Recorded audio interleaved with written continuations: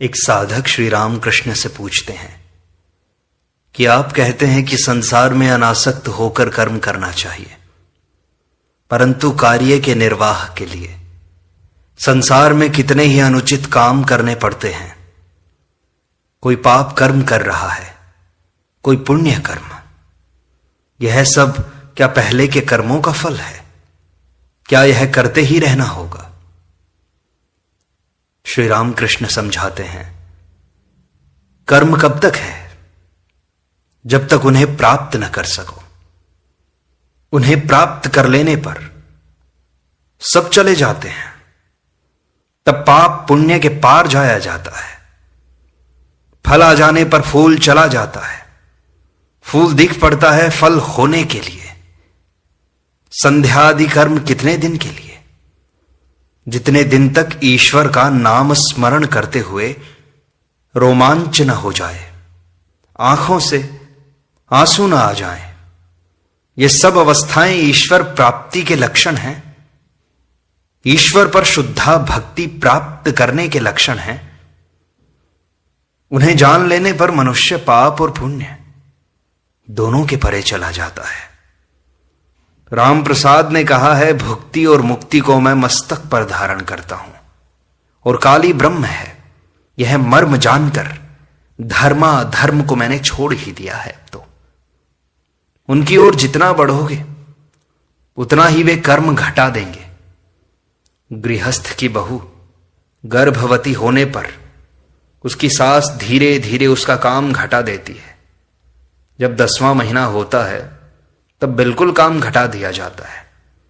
बच्चा हो जाने पर वह उसी को लेकर व्यस्त रहती है, उसी को लेकर आनंद करती है। भक्त कहता है, महाराज संसार में रहते हुए उनकी ओर जाना बड़ा कठिन लगता है। श्री रामकृष्ण कहते हैं, क्यों? अभ्यास योग है। उस देश में बढ़ई की औरतें चिवड़ा बेचती हैं। वे कितनी और ध्यान देकर कितने काम संभालती हैं। सुनो, एक तो ढेंकी चल रही है, हाथ से वह धान सरका रही है और एक हाथ से बच्चे को गोद में लेकर दूध पिला रही है। ऊपर के जो खरीदार हैं उनसे मोल तोल कर रही है। इधर ढेंकी का काम भी चल रहा है। खरीदार से कहती है, तो तुम्हारे ऊपर जो बाकी पैसे हैं वे सब दे जाना, तब और चीज ले जाना। देखो, लड़के को दूध पिलाना, ढेंकी चल रही है, उसमें धान सरकाना और कूटे हुए धान निकालना और इधर खरीदार के साथ बातचीत करना, ये सब एक साथ कर रही है। इसे ही अभ्यास योग कहते हैं। परंतु उसका 15 आना मन ढेंकी पर लगा हुआ है, क्योंकि कहीं ऐसा ना हो कि ढेंकी हाथ पर गिर जाए। और एक आना मन लड़के को दूध पिलाने पर और खरीदार से बातचीत करने में है। इसी तरह जो लोग संसार में हैं उन्हें 15 आना मन ईश्वर को देना चाहिए। न देने से सर्वनाश हो जाएगा। काल के हाथ पड़ना होगा और एक आने से दूसरे काम कर लो। ज्ञान हो जाने पर संसार में रहा जा सकता है, परंतु पहले तो ज्ञान लाभ करना चाहिए ना। संसार रूपी जल में मन रूपी दूध रखने पर दोनों मिल जाएंगे। इसलिए मन रूपी दूध का दही बनाकर उसे निर्जन में मथ कर उससे मक्खन निकाल कर तब उसे संसार रूपी पानी में रखना चाहिए। इससे यह स्पष्ट है कि साधना तो चाहिए। पहली अवस्था में निर्जन में रहना जरूरी है। पीपल का पेड़ जब छोटा रहता है तब उसके चारों ओर घेरा लगाना पड़ता है, नहीं तो बकरे और गौएं उसे चर जाती हैं। परंतु उसका पौधा मोटा हो जाने पर घेरा खोल दिया जा सकता है। तब तो हाथी बांध देने पर भी उस पेड़ का कुछ नहीं बिगड़ता। इसलिए प्रथम अवस्था में कभी कभी निर्जन में जाना पड़ता है। साधना आवश्यक है। भात खाओगे, बैठे बैठे कह रहे हो लकड़ी में आग है और उसी आग से चावल पकता है। इस तरह कहने से ही क्या भात तैयार हो जाएगा? एक और लकड़ी ले आकर दोनों को रगड़ना चाहिए, आग तभी तैयार होगी। भांग खाने से नशा होता है, आनंद होता है। न तुमने खाया न कुछ किया, बैठे बैठे केवल भांग भांग ऐसे चिल्ला रहे हो। क्या इससे कभी नशा या आनंद होगा भी? भला बताओ तो। पढ़ना लिखना चाहे लाख सीखो, ईश्वर पर भक्ति हुए बिना, उन्हें प्राप्त करने की इच्छा हुए बिना सब मिथ्या है। केवल पंडित है, परंतु यदि विवेक वैराग्य नहीं है तो उसकी दृष्टि कामिनी कांचन पर अवश्य रहेगी। गिद्ध बहुत ऊंचे उठते हैं, परंतु उनकी दृष्टि मरघट पर ही रहती है। जिस विद्या के प्राप्त करने पर मनुष्य उन्हें पा सकता है, वही तो यथार्थ विद्या है और सब मिथ्या है। अच्छा, ईश्वर के संबंध में तुम्हारी क्या धारणा है? भक्त कहता है, जी अभी तो इतना बोध हुआ है कि कोई एक ज्ञानमय पुरुष है। उनकी सृष्टि देखने पर उनके ज्ञान का परिचय हमें मिलता है। एक बात कहता हूं, जिन देशों में सर्दी अधिक होती है, वहां मछलियों और दूसरे जल जंतुओं को बचा रखने के लिए ईश्वर ने यह कुशलता दिखाई है कि जितना ही अधिक जाड़ा पड़ता है उतना ही पानी सिमटता जाता है। परंतु आश्चर्य यह है कि बर्फ बनने से पहले ही पानी कुछ हल्का हो जाता है और उस समय पानी का फैलाव ज्यादा हो जाता है। तालाब के पानी में वहां सर्दी में मछलियां अनायास ही रह सकती हैं। पानी के ऊपर हिस्से में बर्फ जम गई है, परंतु नीचे के हिस्से में ज्यों का त्यों पानी बना रहता है। अगर खूब ठंडी हवा चलती है तो वह हवा बर्फ पर ही लगती है, नीचे का पानी गर्म ही रहता है। श्री राम कृष्ण कहते हैं, वे हैं। यह बात संसार देखने से ही मालूम हो जाती है, परंतु उनके संबंध में कुछ सुनना एक बात है, उन्हें देखना दूसरी बात, और उनसे वार्तालाप करना और बात है। किसी ने दूध की बात सुनी है, किसी ने दूध देखा है और किसी ने दूध पिया है। आनंद तो देखने से होगा, पर पीने से देह सबल होगी, तभी तो लोग हृष्ट पुष्ट होंगे। ईश्वर के दर्शन जब होंगे तभी तो शांति होगी, जब उनसे वार्तालाप होगा तभी तो आनंद होगा, शक्ति बढ़ेगी। भक्त कहते हैं, उन्हें पुकारने का समय नहीं मिलता। श्री रामकृष्ण कहते हैं, यह ठीक बात है तुम्हारी, समय हुए बिना कुछ नहीं होता। किसी लड़के ने सोने के पहले अपनी मां से कहा था, मां जब मुझे शौच की इच्छा हो तब मुझे उठा देना। उसकी मां ने कहा, बेटा शौच की इच्छा तुम्हें स्वयं उठाएगी, मुझे उठाना नहीं पड़ेगा।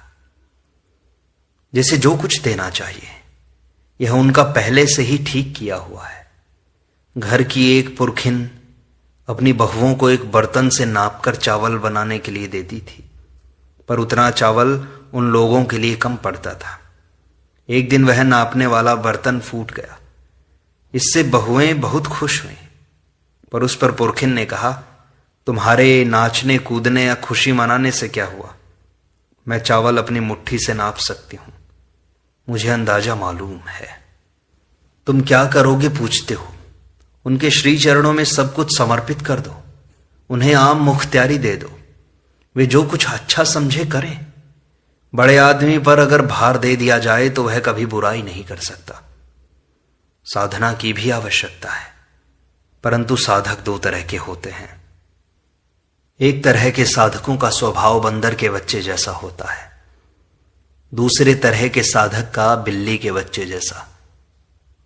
बंदर का बच्चा किसी तरह खुद अपनी मां को पकड़े रहता है।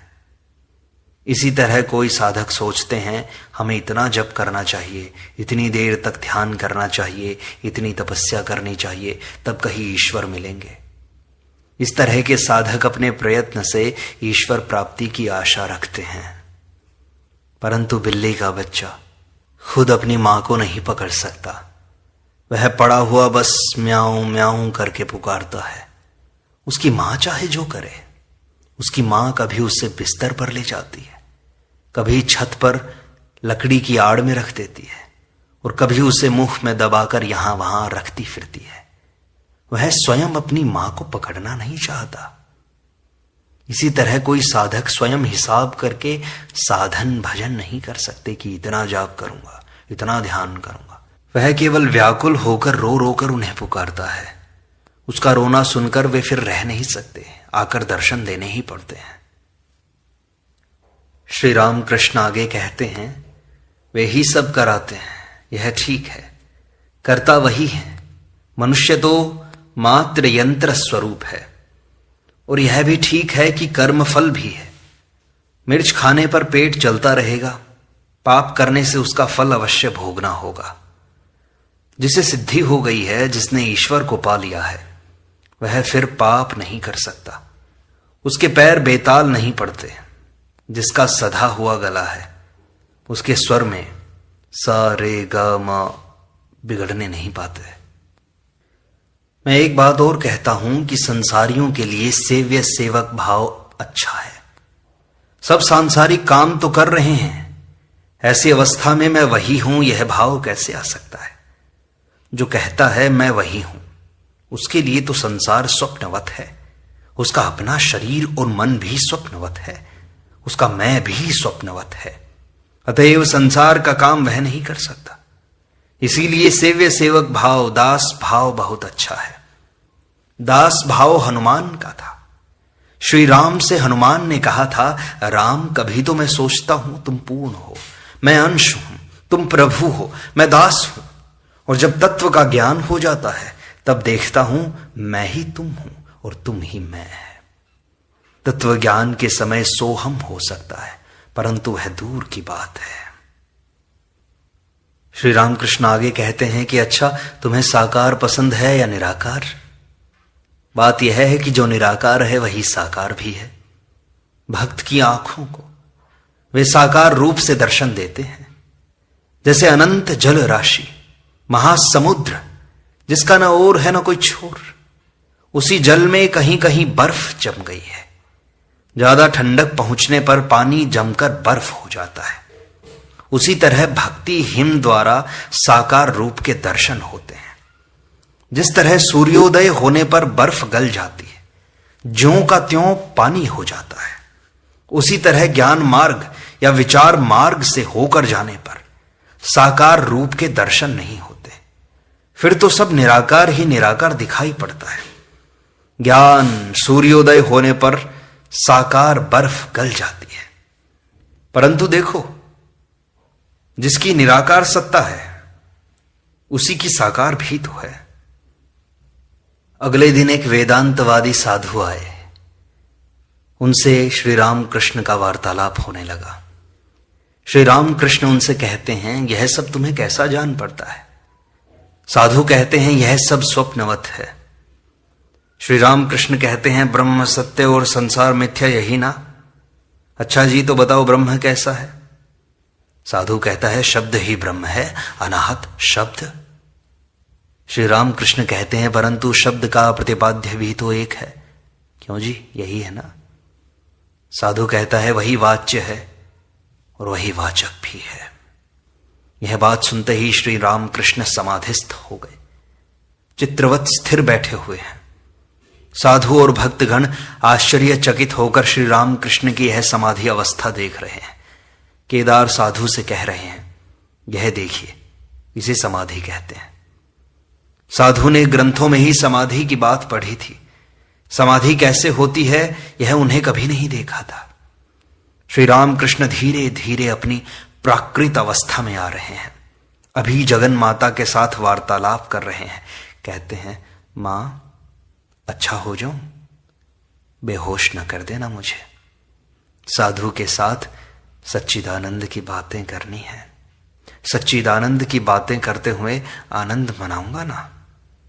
साधु निर्वाक होकर देख रहे हैं और ये सब बातें सुन रहे हैं। अब श्री राम कृष्ण साधु से बातचीत करने लगे। कहते हैं, तुम अब सोहम उड़ा दो, अब हम और तुम लेकर विलास करें। जब तक हम और तुम यह भाव है, तब तक मां भी है। आओ, उन्हें लेकर आनंद किया जाए। श्री राम कृष्ण के कथन का शायद यही मर्म है। कुछ देर इस तरह बातचीत हो जाने के बाद श्री राम कृष्ण पंचवटी में टहलने चले गए। राम, केदार, मास्टर आदि अनेक उनके साथ हैं। श्री राम कृष्ण सहास्य पूछते हैं, साधु कैसा था? केदार कहते हैं, उसका ज्ञान शुष्क है, अभी उसने हंडी चढ़ाई भर है, अभी चावल नहीं चढ़ाए हैं।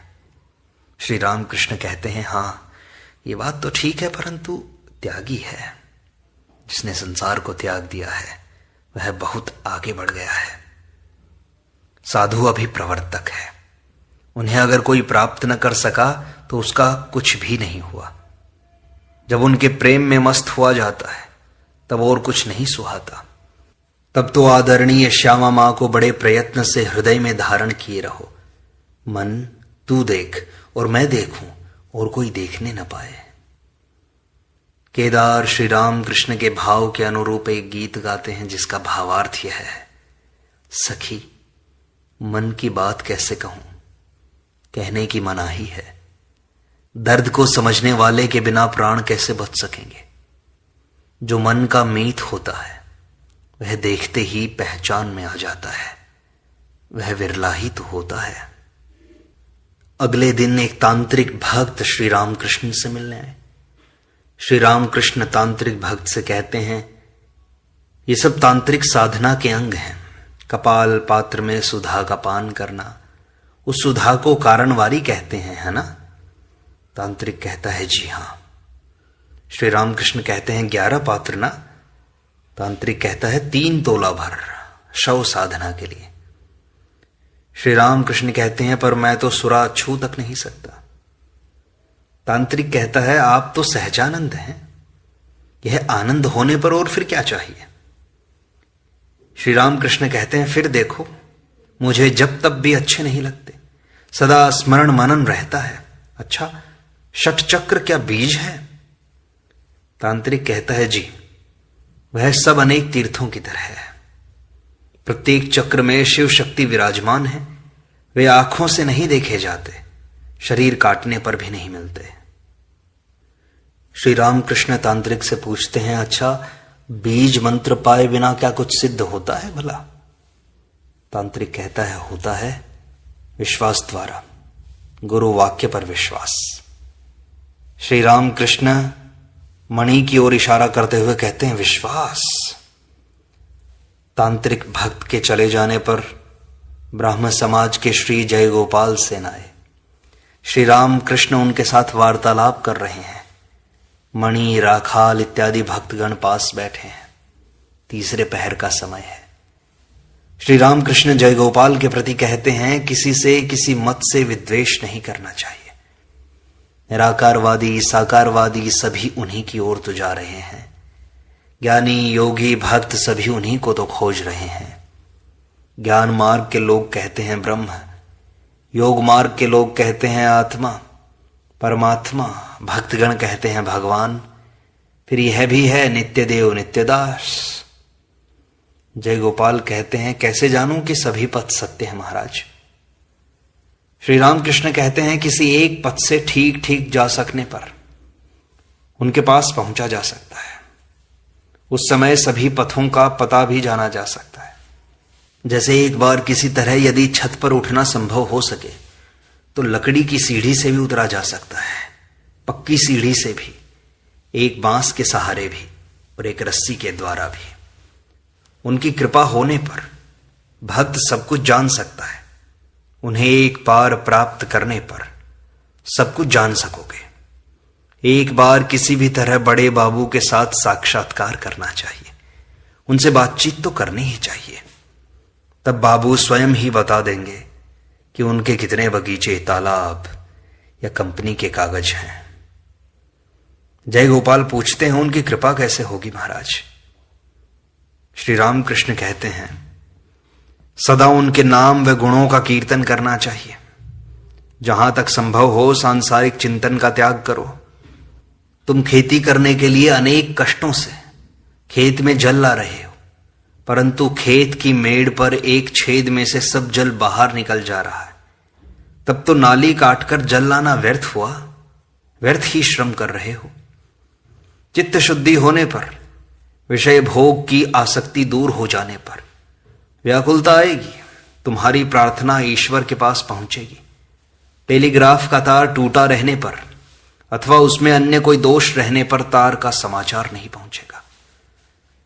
मैं व्याकुल होकर एकांत में रोता था, कहां हो नारायण, ये कहकर के रोता था।